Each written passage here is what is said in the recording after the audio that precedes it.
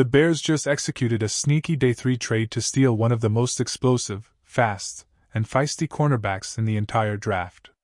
We are talking about Texas standout Malik Muhammad, and this single move changes the entire dynamic of our defensive secondary. If you thought our draft was over, buckle up, because Chicago just put the entire defensive backs room on notice. If you are fired up about the future of this defense, hit that like button, share this with a fellow fan, and subscribe for more relentless draft coverage. Let us talk about the sheer brilliance of how this front office is maneuvering the draft board right now. Going into day 3, the tension was palpable. A lot of us were sitting on the edge of our seats, incredibly frustrated that certain defensive trenches had not been addressed yet, but then the notification drops. A trade. Chicago is on the move. They decided they were not just going to sit back and let the board dictate their future. They targeted their guy, and they aggressively went out and got him. The mechanics of this trade are a masterclass in day 3 value management. They moved up 5 crucial spots in the 4th round, jumping from pick 129 up to 124. And how did they pay for it? They simply swapped their 5th round pick at 144 to drop back 22 spots to 166. Seriously, how many times do we see a front office perfectly manipulate the middle rounds to grab a day 1 competitor without sacrificing real capital? It is just fantastic value. They clearly saw a run on defensive backs coming, or they had Malik Muhammad rated so highly on their internal board that they could not risk him falling into the hands of a rival. Moving back 22 spots in the 5th round is practically a drop in the bucket when you are securing a player with a day 2 grade. This was a clear, undeniable signal from the organization. They love this kid. Let us dive into exactly who the Bears are getting in Malik Muhammad. First and foremost, he is a 6-foot outside corner who brings a level of attitude and swagger that this defense desperately needs. Yes, he is a little bit light on his frame. He weighed in around 182 pounds, which means he might face a learning curve when it comes to run support at the professional level.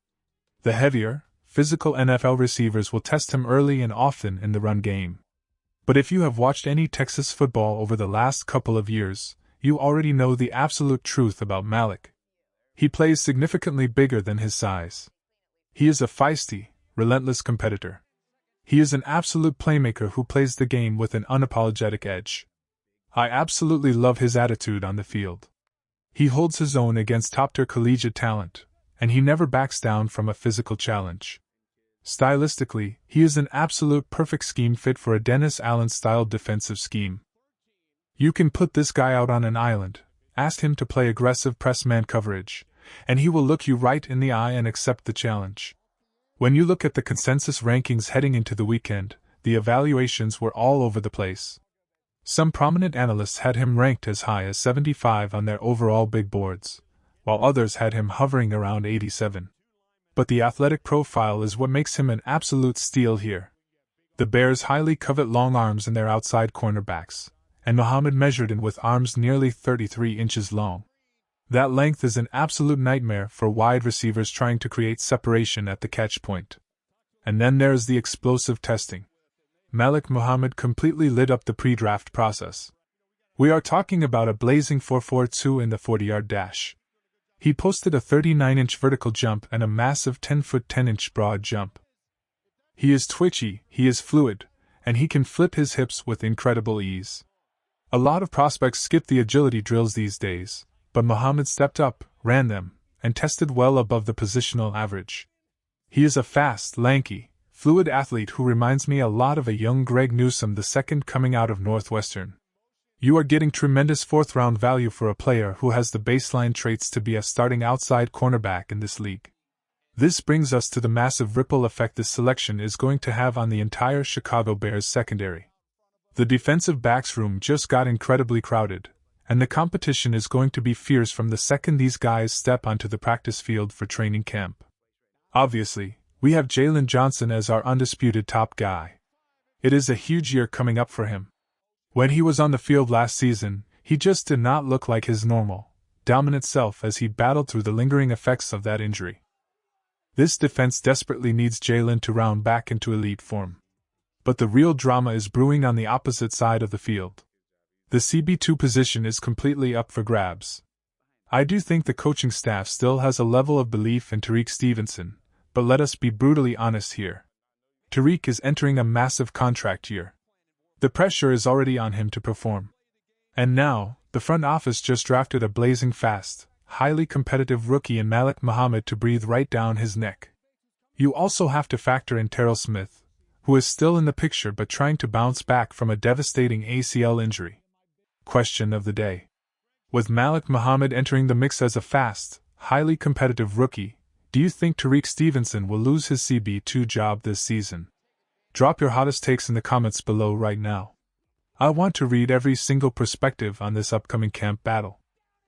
I genuinely believe Muhammad is going to come in and push for starting reps immediately. He is not going to just sit quietly on the bench and wait his turn.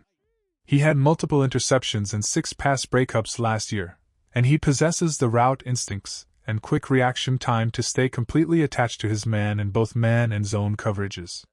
Even if he does not win the outright starting job in Week 1, he provides elite depth and sets himself up perfectly to be a long-term starter for this franchise. Let us zoom out for a second and look at the bigger picture of what the Bears have accomplished in this draft so far. It has been a fascinating weekend. We started things off with a massive splash in round 1, taking Jaylon Johnson at 25 overall.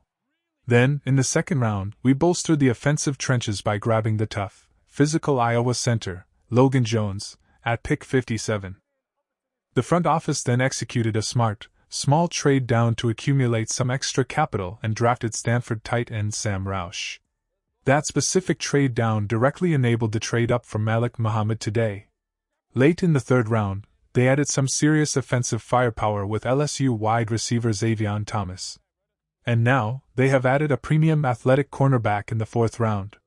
For the fans who were absolutely freaking out and melting down over some of the earlier picks, specifically the frustrating lack of early investments in the defensive line, this Malik Muhammad pick should hopefully soften the blow. We all know the defensive line is still a major need. I know it. You know it. Seeing guys we like go to division rivals hurts. But right now, you have to appreciate the pure value of securing a first-round caliber athlete in the fourth round. And the draft is not over yet. Chicago still holds picks 239 and 241 in the 7th round. As we look at the best available prospects still sitting on the board, there are some deeply intriguing names that could slip into Chicago's lap.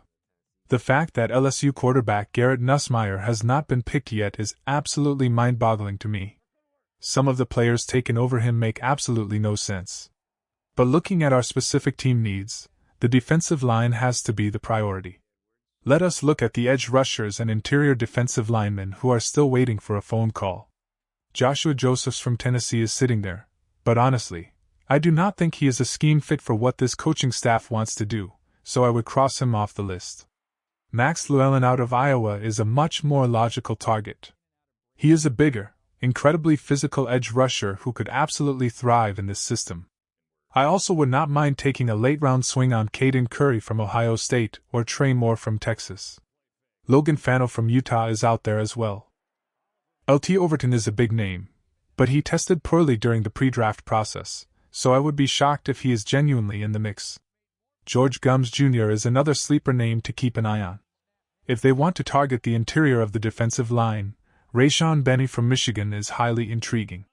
He brings that big school pedigree and battle-tested experience. Landon Robinson out of Navy could be a fascinating wild card as well. He represents that lighter, incredibly quick archetype of defensive tackle that this defensive scheme has heavily coveted in years past. He might just be the exact type of rotational piece they are looking for to inject some interior pass rush juice. We are sitting right in the middle of the draft, and the tension is still incredibly high. The board is falling in unpredictable ways, and the front office still has a few tricks up their sleeve. Whether they use those late-round picks to grab a high-upside edge rusher, a developmental defensive tackle, or even a sub-package linebacker like Kyle Lewis, there is still plenty of talent to be mined. This team is building something special, and adding a fiercely competitive ballhawk like Malik Muhammad is just the latest piece of the puzzle. Bear down.